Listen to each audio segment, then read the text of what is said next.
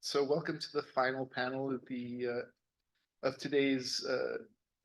session. So first of all, I'd love to. My name is Richard Grivalja. I am ACLS Emerging Voices postdoctoral fellow at the Center for Mexican American Studies at the University of Texas at Austin.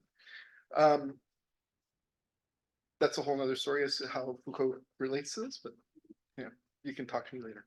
I would like to thank Nikki and her remarkable team here at Rice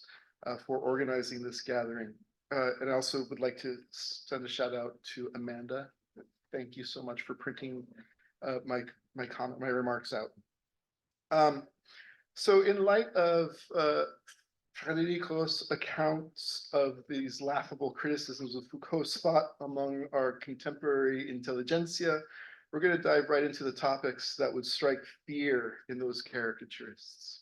The colonial heart of the modern European project that incarnated itself in the 16th century and came back to constitute Europe itself. It's this unbearable circumstance, to borrow Linhofer's coinage, that becomes the object of aversion, revulsion, or even complicity. So for this panel, we are gifted with two presentations touching upon genealogies that take to task these power relations. And these power relations form the constitution of European modernity. Foucault describes them in Security, Territory, and Population as, quote, utilization, colonization, and domination with the rest of the world. These relations are also played out in a way that he described a year earlier, that, quote, had a considerable boomerang effect on the mechanisms of power in the West, where a whole series of colonial models was brought back to the West. And the result was that the West could practice something resembling colonization or an internal colonialism on itself, end quote. In our first presentation, will be from Orazio Irrera, and he'll touch upon the role of philosophy in the present.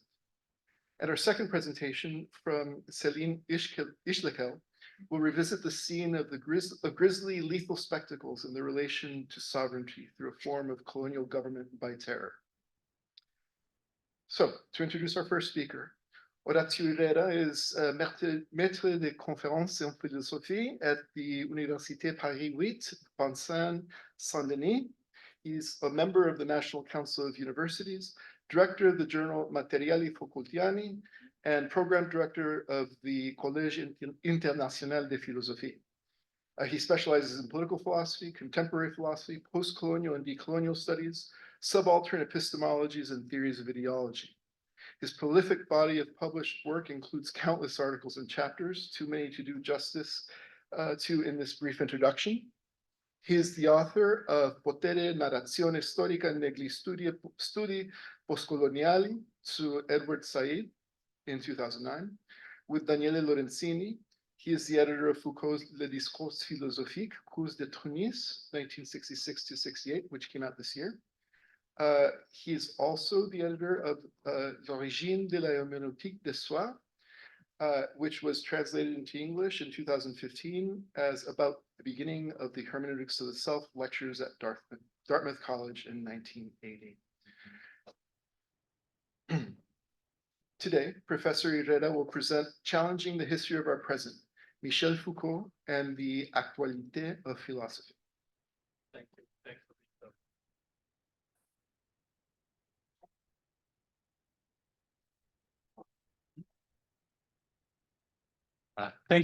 Thank you so much. First, I would like to thank Nick Clements for this kind invitation and for having so carefully organized such a wonderful, extraordinary event. Thank you so much. And so I apologize 3 times. First, as Arianna said, for my Italo-Franglish. In the tradition of Foucault and Foucauldians. Second, because I cannot to stand up to speak as the authors. And 3, because I come back to some points of which Arianna and Judith speak about very, very well, the question of the history of our present, the question of present reality, actualité, I hope from a different point of view. So, 40 years after Foucault's death, we have been invited, as presentation of this conference indicates, to discuss the way in which his thought still challenges our present, and perhaps even the way in which we belong to our present. The answer to this question, as some have already shown, and the others still will, are as manifold as the field in which, in the United States as well, Foucault thought has been mobilized as a source of reflection or as a tool for historicizing or rehistoricizing any object challenging our own actuality. Today, I'd like to talk a little about how this relationship with our present has become for Foucault, over a longer period of elaboration than we could have imagined until very recently, what marks out the specificity of philosophical reflection. One often gets the impression that the formulation of philosophy such as ontology of the present or of present reality, ontology of modernity, or even ontology of ourselves, listed almost synonymously at the end of the first lesson of his lecture on the government of self and others, that of 5 January 83, entirely devoted to the Kantian text on the Aufklärung, about which Arianna Judith speaks, come rather late in intellectual itinerary of Foucault. It also seems that, in general, his approach to the status of philosophy and its relationship with the present only first gained a certain interest at the end of the 70s, whether in his famous conference at the French Society of Philosophy or in some of his interviews, particularly those given at the same time in Japan, in which he returned to what philosophy means to him. Today, the recent publication of previously unpublished text has shown us that this essential relationship between philosophy and the present has long been at the heart of his thought. He has ever since guided, sometimes silently, his historical and genealogical research. One of the consequences of this is that we are now forced to acknowledge that for Foucault, this relationship of philosophy with the present has been the object of a re-elaboration that has inflected in different ways both the object he has questioned and the method he has forged to approach them. This encourages us then to take up this series of key notions, ontology of the present, ontology of modernity, ontology of ourselves, and so on, to try, if you like, to make a genealogy of them, and perhaps grasp some less apparent but quite decisive aspects of these terms. As you may have guessed, one of the most recently published texts that allows us to ask this kind of question more than any other is Le Discours philosophique, published in French last year and which had the opportunity to edit with Daniele Lorenzi. Now, to give a clearer idea of this issue lying at the heart of this essay, dating back 66, shortly after the publication of Les Mots et les Choses, Daniele and we decided to cross-check this manuscript with Foucault Cahiers, the Foucault notebook, where we find precious notes attesting to the crucial question that guided the writing of this well-drafted yet unfinished essay that Foucault finally decided not to publish. Among the notes from these cahiers that Daniele and I decided to edit with the manuscript of Le Discours philosophique, there is one dated July 16, where Foucault, 66, where Foucault, speaking of the diagnosis of ourselves and our our actuality and perhaps already envisaging that text by Kant on the Enlightenment that in 83 would have been defined as a fetish text, Foucault writes, since Kant, philosophical discourse has had a relationship with its discursive present that did not exist for Descartes or Leibniz. From Kant onwards, philosophy is bound up with a certain actuality that compels it to denounce illusions, to state the present, to make a future possible.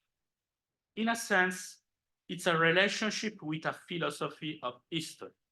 But to tell the truth, this relationship was itself only made possible insofar as philosophical discourse identified itself in relation to a certain actuality. I'll let aside for a moment the importance of this passage for the development of the analysis in Le Discours Philosophique to note first of all what struck us when we read this note, how much later in his lesson of 5 January 83, devoted to the study of Kantian text of Vasiste of Clerung, Foucault seems to come back to this crucial relationship that philosophical reflection has with its present. As Foucault put it in this very famous passage, I quote, if we wish to consider philosophy as a form of discursive practices with its own history, it says to me that we see philosophy, maybe for the first time, becoming the surface of emergence of its own present discursive reality. A present reality, une actualité, which it questioned as an event whose philosophical meaning, value, and singularity it has to express, and as an event in which it has to find both its own raison d'être and the foundation of what it says. And for this reason, we see that philosophical practice, or rather the philosopher presenting his philosophical discourse, cannot avoid the question of him being part of this present. That is to say, the question will be a question about his membership of a particular we, if you like, which is linked to a cultural ensemble characteristic of his contemporary reality. This we has to become or is in the process of becoming the object of the philosopher's own reflection. It seems to me, said Foucault, that philosophy as the surface of emergence of a present reality as a questioning of the philosophical meaning of the present reality of which is a part, and philosophy as the philosopher questioning of this way to which he belongs and in relation to which he has to situate himself is a distinctive feature of philosophy as a discourse of modernity and on modernity. Fine for quotation. So, as you know, many brilliant analyses have been made of this well-known Foucauldian text, which is nevertheless still very suggestive for us today. However, it seems to me that putting these two excerpts and the text from which they are taken side by side, in order to consider their affinities and especially their difference, can help us to grasp more clearly what is at stake in this history of the present and this relationship to actuality, which has characterized the status of philosophy and the multiple approach to historization, both archaeological and genealogical in nature, that Foucault has pursued throughout the intellectual itinerary. From this starting point, then, I would like to put forward a few considerations that I hope will be useful in better defining the key notion, ontology of the present, ontology of modernity, ontology of ourselves that have so far deeply featured in reception of Foucault thoughts. Firstly, we can see that the constitutive relationship that philosophical reflection has with its present, as well as the belonging to this present that we are, is in some way already put down in Le Discours Philosophique. where it is a question of qualifying philosophy as diagnosis of our actuality, of our present. At the time, the possibility of considering philosophy both as a discourse and as a diagnosis of the present rested historically and archaeologically on each critique of the jure co-partnership of philosophical reflection with a truth hitherto supposed to be, I quote, faceless, enveloping space, dominating time,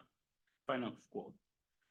This critique thus made it possible to envisage philosophy without relying on the interiority of this relationship to a truth assumed to be universal and valid at all times, which has its object or major demands, those of a subject, of an original foundation, of a practice aimed at transforming the world, or even the perceptible manifestation of a rationality that runs through the world and history. Nietzsche had subjected all of these to a radical play of dissociation aimed at showing that these great objects or domains, hitherto invested by philosophical reflection, can no longer restore this unique and universal truth.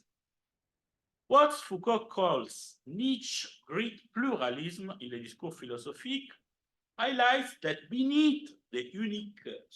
subject to whom truth manifested itself in all its self-evidence, there were several selves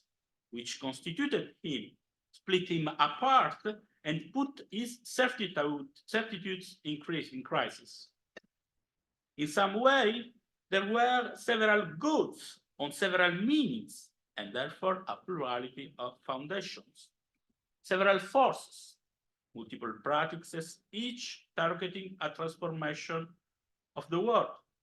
Several masks or faces, hence a host of discourses, all stating a different reason that manifests itself in the world and the history. This great pluralism indicates that where philosophy has believed it could manifest truth in the certainty and self-evidence it has always claimed for its discourse, in reality, this truth was always revealed to be constituted and emerging through the conflicting interplay between multiplicities perpetually in the process of becoming, and each asserting a different and a historical changing truth. In each wake, a new path was thus opened for reflection, that of the exteriority of philosophy and truth, which is to say that philosophical reflection can no longer have access to truth by right, but must instead be devoted to showing from outside all truth. Firstly, how philosophy has constituted itself in its very claim to be a discourse of truth in the face of a contingent and threatening actuality. Secondly, how philosophical reflection can be exercised after Nietzsche without the comfort of a stable, universal, and eternal ground as before, and on objects that are no longer the same. And thirdly, what is on its own task will be once philosophical reflection has freed itself from this de jure co-partnership with the truth. At the time, and in this essay, according to Foucault, approaching this exteriority implies envisaging philosophy's relation of exteriority to truth as something that has to do precisely with philosophy's discursive status, that is, with philosophy as discourse. If philosophy no longer has this direct and privileged right of access to the truth, its claims to get to the bottom of things can only be considered retrospectively and from the outside is say in relation to the linguistic medium that has materially and historically conveyed it, namely as a discourse with its own internal workings and regularities. By looking at itself from the outside through this new style of reflection, philosophy will then be seen as a sample way of speaking, that is, as a discourse whose functioning can only be understood in correlation with other kinds of other discourses, as suggested by Nietzsche, the philologist, to use a formulation used in Les Mots et les Choses. It was a matter of placing the old modality of philosophical reflection within the set of discourses that were produced within a culture at a given historical period, and which have come down to us in their enunciative materiality, according to the regularities, also historically changeables, that presided over the selection, circulation, and conservation of the statements and discourse that are specific to the archive of our culture. This means that it's within the constraints of the archive of our culture that we find the condition of possibility for thinking, saying, doing, and hoping that circumscribe who we are, our historical existence, and that of philosophy itself. The new mode of philosophical reflection inaugurated by Nietzsche, at least according to Foucault, redefines the task of philosophy as an enterprise in the diagnosis of actuality, an actuality that philosophical reflection must take up in one way or another, in and through its discourse, by putting it into words. Nevertheless, having lost its right of access to truth, this diagnosis of actuality can no longer be restored under the sign of a truth that reveals itself teleologically and cumulatively in a movement that brings doubt ever closer to the truth. After Nietzsche, on the contrary, the diagnosis of what philosophy consists of can only be limited to saying what there is or what happens in the present, what is done in it, what makes philosophy real. This diagnosis of actuality aims to grasp the functioning or actualization of the internal regularities of philosophical discourse, the production of philosophical statement, as a function of the relationship it maintains with its present at a given moment, and on a whole multiplicity of objects that were previously classified in the domain of non-philosophy. Actuality is then the moment when philosophy is made, becomes real or effective. Let us not forget that one of Foucault's mentors, Jean Hippolyte, in his famous translation of the Phenomenology of Spirit, translated the German adjective wirklich as actuel. This is the question Lynn asked before. However, this actuality cannot be envisaged in the manner of Hegel, but in the ever-renewed form and dispersal of multiple beginnings, which reject both teleology and cumulative totalization under an abstract universality, that situate it, on the contrary, under the cycle of Nietzsche. To make this framework more complete, we must also consider that if philosophy after Nietzsche is no longer a discourse of truth, but a discourse among other discourses, then its reflection will be exercised rather at the edge, in the interstice between one discourse and another, in the space that ensures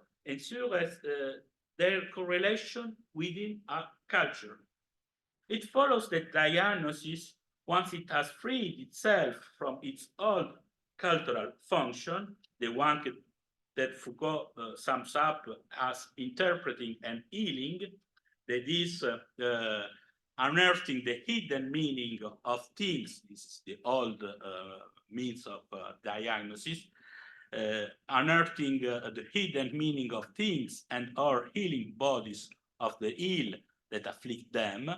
This diagnosis, this new diagnosis, will be an activity that crosses and distinguishes between one discourse and another in order to say what's it being done, what's become effective, what's become real in overall functioning of a culture with all its multiplicity of discourses and practices, where it really relates to the contingents of its actuality. It's precisely by crossing an etymologically mean of term, crossing its historical space of correlation between one discourse and another, the diagnosis distinguishes what is happening in its present by identifying precisely new objects, which are no longer those through which philosophy before Nietzsche sought an original truth, but on the contrary, objects that show how philosophical reflection has been able to establish itself within our culture as a discourse of truth.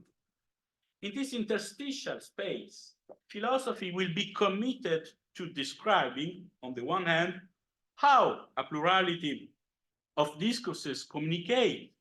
discourses that were previously foreign to it and that belonged to non-philosophy, while, on the other hand, philosophy will be expected to give an account both of this new object that actuality now imposes on philosophical reflection, madness,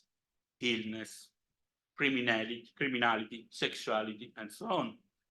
as well as of their emergence with their multiple beginnings. Being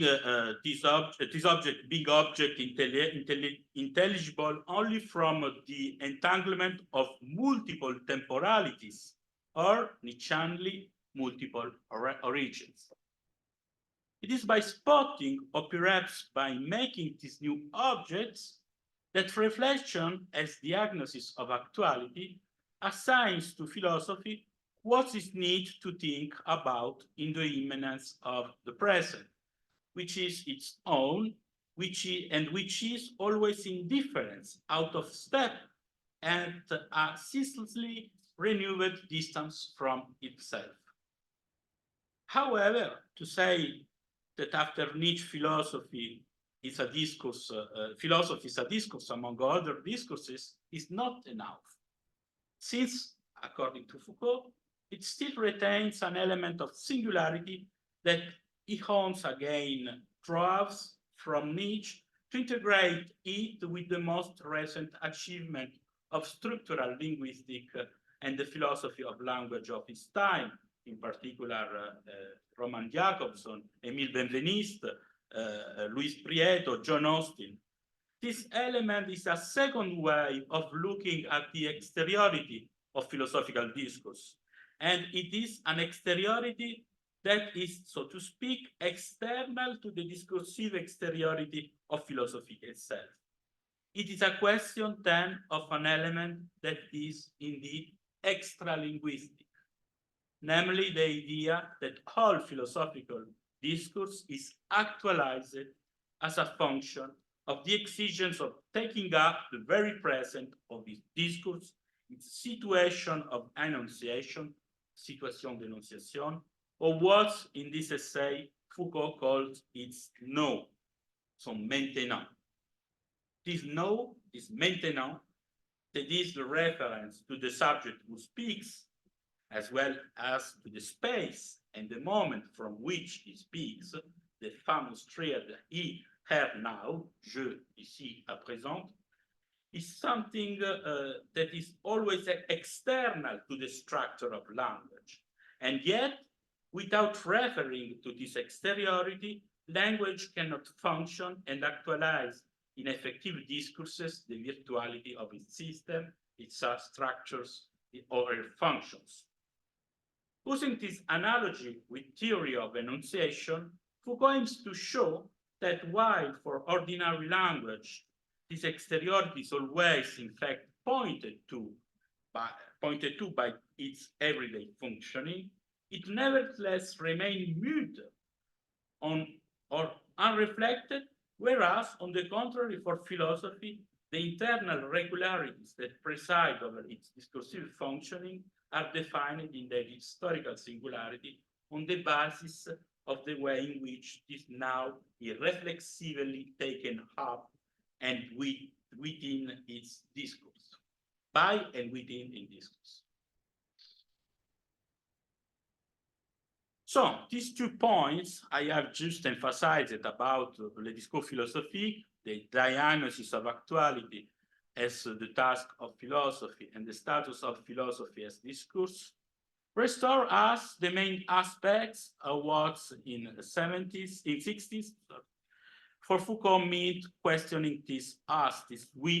this form of belonging to our culture, this kind of constraints and regularity concerning the order of discourses and the archive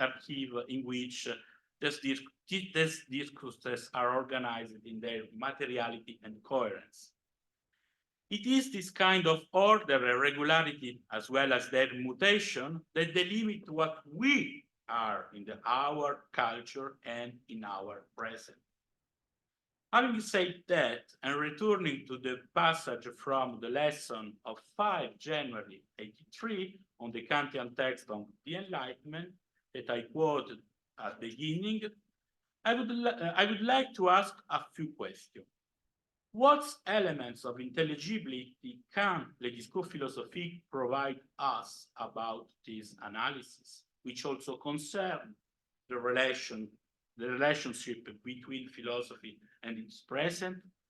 Can't this essay give us a better understanding of the specificity of this much later elaboration on the constitutive relationship between philosophical reflection and its present? How did Foucault angles of attack shift over the space of more than 15 years? These are obviously hard questions, which in the time I have today are not possible to answer exhaustively. So I shall limit myself to highlighting just a few points, few remarks that seems to me to be important for redefining this relationship between philosophical reflection and the way it points to a history of the present, of our present. Firstly, it should be noted that in the 80s, philosophical reflection on its own present, on its own actuality, did not simply restore to us an order of discourses. The space of historical correlation between philosophical discourse and other discourse that Foucault refers to in his 66 essay no longer just concerns the possibility that in the order of discourses, new object of reflection may emerge in relation to our present, its urgencies, its order permanently threatened by contingents. It no longer simply restores to us that constraints that have ensured the selection, circulation, and conservation of discourses within an archive that delimits our culture and what we are today.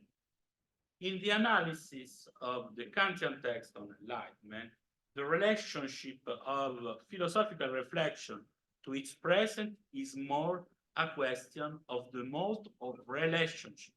that Foucault calls pratico-reflexive, or what he defines as an attitude, a critical attitude. It was on the basis of the historical constituted form of this critical attitude that in 80s Foucault was able to define belonging to the present as a normative horizon that binds us to others and poses the need essential for philosophical discourse to think a space of freedom, that is a space of possible transformation of this relation to the norms that constitute us as a subject, but subject of moral conduct and political subjects. This is the question of the critical attitude as a mode of practical reflexive relation to ourselves and to the other. The genealogy of the critical attitude and of the Western subject thus poses a new object for philosophy and invokes another process of historicization to be articulated with the previous one that leads Foucault to come back not only to the archaeological order of discourse, nor only to the strategic and normative rationality of government, or to the struggles and conflict that established and denounced them. Is now a question of turning philosophical reflection on the present toward the historical form of the ethical political relationship to a truth that requires transformation in order to become a subject of moral conduct and to take a position in the normative horizon that links us to others. From this point of view, the maxim of the Enlightenment, the Kantian sapere aude, the theme of the courage to use one ounce intellect with respect to the normative order,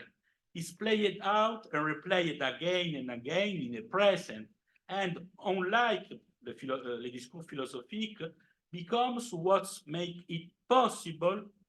to envisage a critical history of our belonging to the present, which is ours, and which determines what we are. The mode of relation that links the government of ourselves to the government of the others becomes what must be submitted to critique,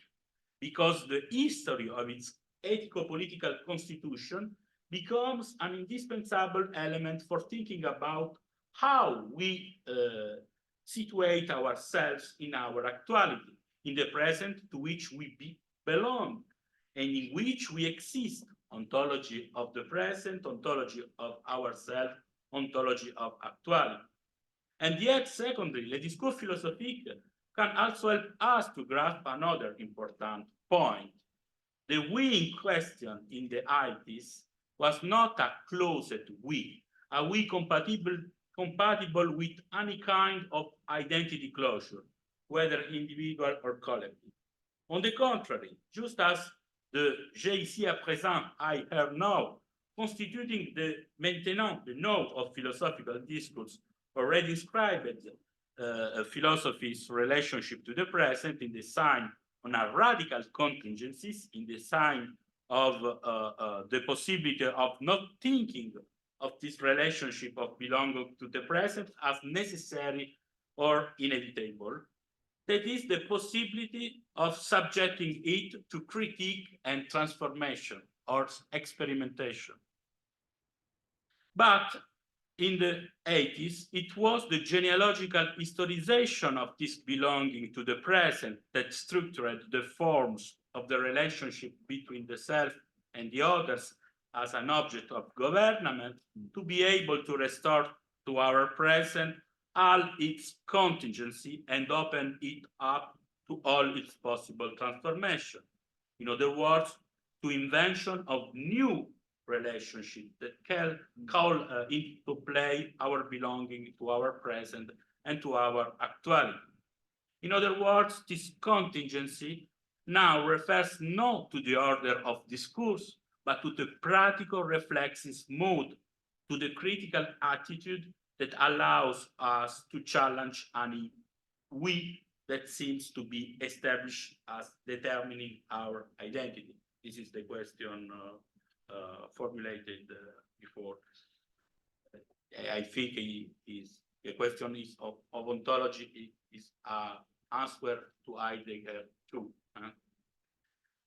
Finally, the third point is that the contingency and reversibility inherent in the now, in the maintenant, or the discours philosophique, that is to say, in this high here now, already in 66 related neither solely exclusively to the contingency of the philosopher as the speaking subject, neither solely and exclusively to the historical and temporal contingencies of its transformations. In this famous triad, there is not only the contingencies of the relation to the subject, to the time, and to history, there is also the contingency that relates to the air, that is, to the space from which the subject speaks in the present. In other words, the spatial dimension in which philosophy's relationship with its present is also rooted, is that geographic, geopolitical situation. This the contingents in questionnaire must then be interrogated even from this last aspect when we refer to the genealogy of the practical reflexive mode of the relationship to the present. Philosophy relationship to its present means considering these contingencies in relation to the space, so that the critical attitude don't rest on or presuppose the necessity and inevitability of a single and unique place, which would be the West, for example. The dimension of contingency in relation to the space has important consequence for the way and the very possibility of tracing a genealogy of the critical attitude today, and for the very status of philosophy and its practical reflexive mood. This is an important point that Foucault did not develop too much in his 83 analysis of the Kantian text on enlightenment, and yet it seems to me that we can find a trace of this problem in 78,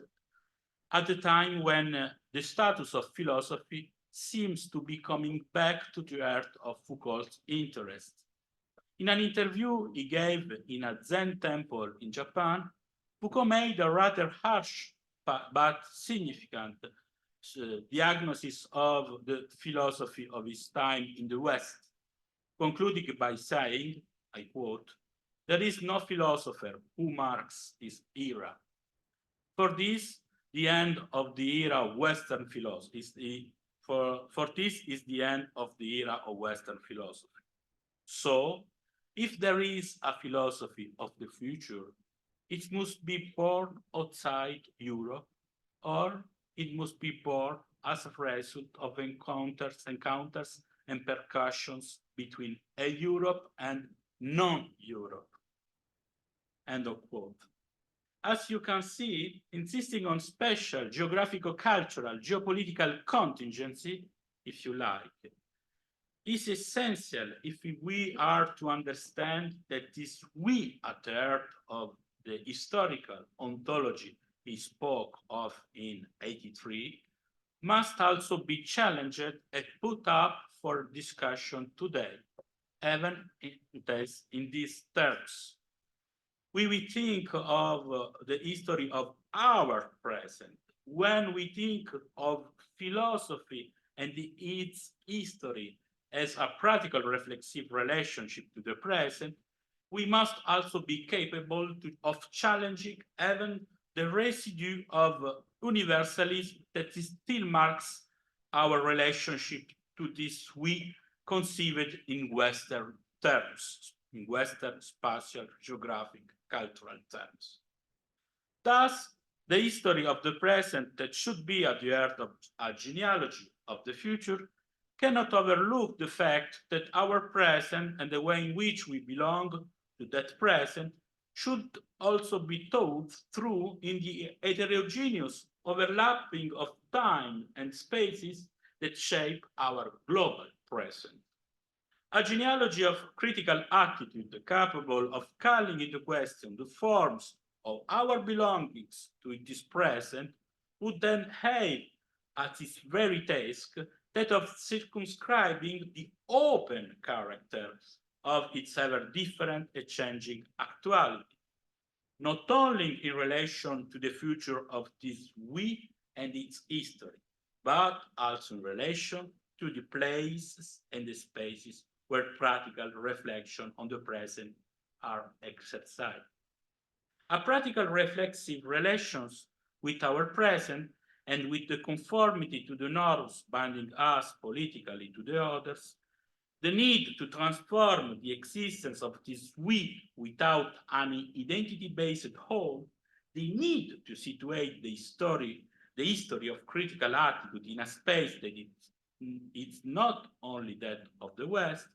it seems to me that these 3 points can bring us back to the as yet unfulfilled task that Foucault left us as a legacy. That is to think a philosophical reflection both as a diagnosis of our present and as an exercise in transforming our belonging to this present in terms of what is happening today in our global actuality. So to conclude, it is this task which Foucault pursued incessantly from Le Discours philosophique to his last research project that constitute perhaps both one of the most precious legacies of a thought that has not ceased to produce its effect even 40 years after his death, and the beginning of a genealogy still be to retrace it to shape our future in a different way. Thank you for your attention.